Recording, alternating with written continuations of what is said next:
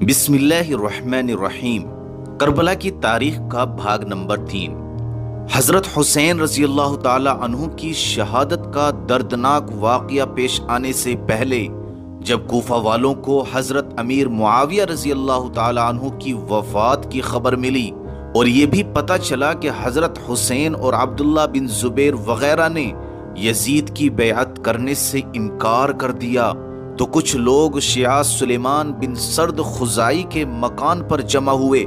اور حضرت حسین کے نام ایک خط لکھا کہ ہم بھی یزید کے ہاتھ پر بیعت کرنے کے لیے تیار نہیں، آپ فوراً کوفہ آ جائیے، ہم سب آپ کے ہاتھ پر بیعت کریں گے اور یزید کی طرف سے کوفہ کے جو امیر نعمان بن بشیر ہیں ان کو یہاں سے نکال دیں گے۔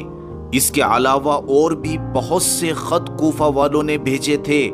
جن میں حضرت حسین رضی اللہ تعالی عنہ کے ہاتھ پر بیعت کرنے کا یقین دلایا گیا تھا۔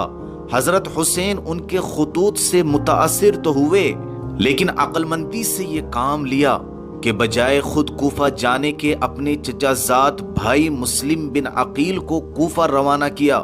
اور ان کے ہاتھ کوفہ والوں کے لیے یہ خط لکھ بھیجا کہ سلام مسنون کے بعد مجھے آپ لوگوں کے خط ملے اور حالات کا اندازہ ہوا، میں اپنے قابل اعتماد چچا زاد بھائی مسلم بن عقیل کو تمہارے پاس بھیجتا ہوں تاکہ وہ حالات کا جائزہ لے کر مجھے خط لکھیں۔ اگر وہ حالات کی تحقیق کرنے کے بعد مجھے خط لکھیں گے تو میں فوراً کوفہ پہنچ جاؤں گا۔ تو مسلم بن عقیل کوفہ جانے کے لیے روانہ ہوئے اور کوفہ پہنچ کر مختار کے گھر میں ٹھہرے۔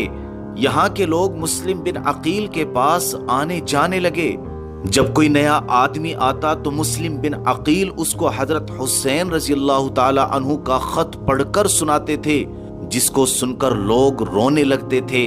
مسلم بن عقیل نے چند دن ٹھہر کر یہ اندازہ لگا لیا کہ یہاں کے عام مسلمان یزید کی بیعت نہیں چاہتے اور حضرت امام حسین کی بیعت کے لیے بے چین ہیں۔ آپ نے یہ دیکھ کر حضرت حسین کی بیعت لینی شروع کر دی اور چند ہی دن میں کوفہ کے 18,000 مسلمانوں نے حضرت حسین کے لیے بیعت کر لی اور یہ سلسلہ دن بدن بڑھتا ہی جا رہا تھا۔ اس وقت مسلم بن عقیل کو یہ اطمینان ہو گیا کہ حضرت حسین تشریف لائیں تو بے شک پورا عراق ان کی بیعت میں آ جائے گا، تو انہوں نے حضرت حسین کو کوفہ آنے کے لیے خط لکھ دیا، لیکن یہ خط لکھنے اور بھیجنے کے بعد ہی حالات ایسے بدلے کہ کوفہ میں افراتفری مچ گئی اور لوگوں نے یزید کے پاس خط بھیجنے شروع کر دیے کہ کوفہ میں مسلم بن عقیل حضرت حسین کی بیعت لے رہے ہیں اور کوفہ کے حاکم نعمان بن بشیر بھی ڈھیل برت رہے ہیں،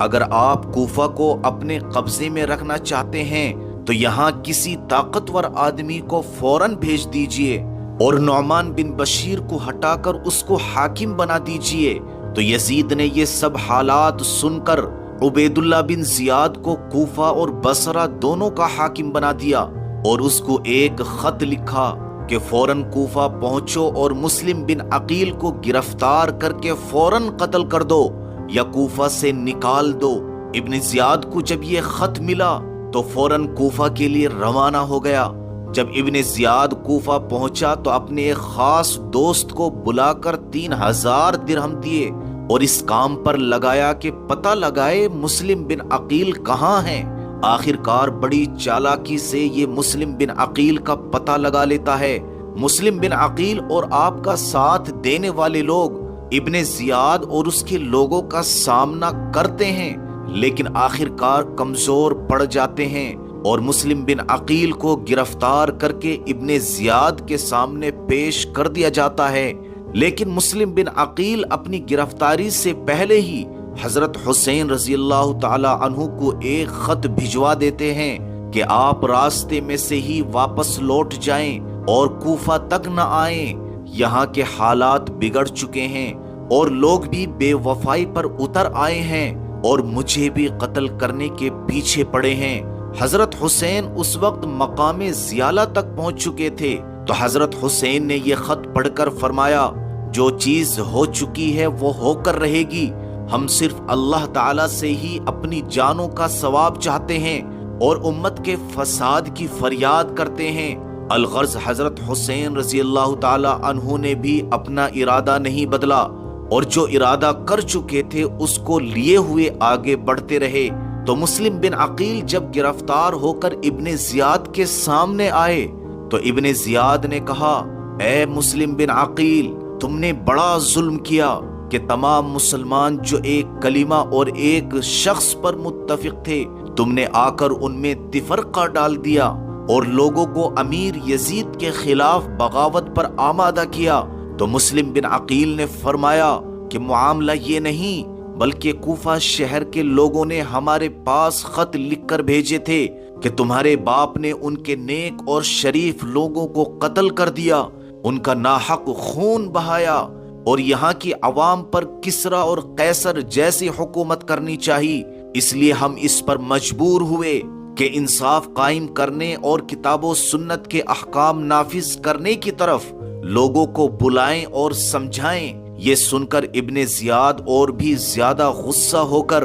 مسلم بن عقیل کو برا بھلا کہنے لگا تو مسلم بن عقیل خاموش ہو گئے۔ پھر ابن زیاد نے حکم دیا کہ مسلم کو محل کی اوپر کی منزل پر لے جاؤ اور ان کا سر کاٹ کر نیچے پھینک دو۔ مسلم بن عقیل کو اوپر لے جایا جاتا ہے، وہ تسبیح و استغفار پڑھتے ہوئے اوپر پہنچتے ہیں اور ابن زیاد کے حکم کے مطابق ان کو شہید کر کے نیچے ڈال دیا جاتا ہے۔ انا للہ و انا الیہ راجعون۔ ابن زیاد ظالم پھر مسلم بن عقیل کا سر کاٹ کر یزید کے پاس بھیج دیتا ہے تو یزید خوش ہو کر ابن زیاد کے لیے شکریہ کا خط لکھتا ہے اور ساتھ ہی یہ بھی لکھتا ہے کہ مجھے خبر ملی ہے کہ حسین عراق کے قریب پہنچ گئے ہیں، اس لیے جاسوس اور خفیہ رپورٹر پورے شہر میں پھیلا دو اور جس پر ذرا بھی حسین کی تائید اور محبت کا شبہ ہو فوراً گرفتار کر لو۔